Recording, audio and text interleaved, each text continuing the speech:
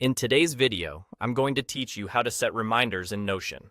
By the end, you'll be able to nudge your future self at just the right moment, whether you're working on a single page or managing a full database of tasks. Let's start with the simplest way.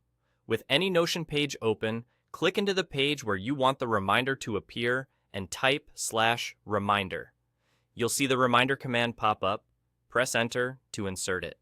This / command is Notion's built-in shortcut that drops a reminder chip directly into your page, so you don't need any plugins or templates to make it work. Right after that, enter the date you want to be reminded and press enter again.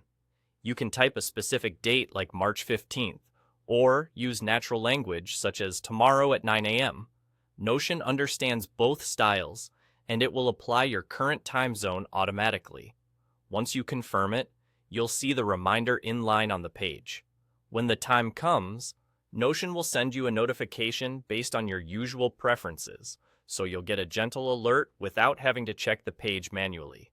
Now, if your page lives inside a database, you can set reminders in a way that scales across multiple items. Open the database item you're working with and add a new property for the date. Make sure the property type is date so you can select an exact day and time.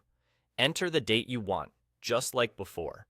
Then look for the property's notification option and turn notifications on for that date property.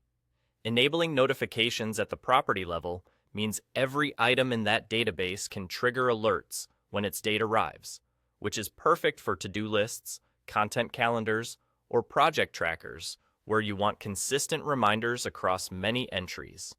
A few tips to make this smoother. Use clear, specific times when they matter, so your notification arrives when you actually need it. If you're adding reminders inline on a page, keep them near the related text or checklist to provide context when you return. In databases, give your date property a descriptive name, like due or review, so it's obvious what the reminder represents.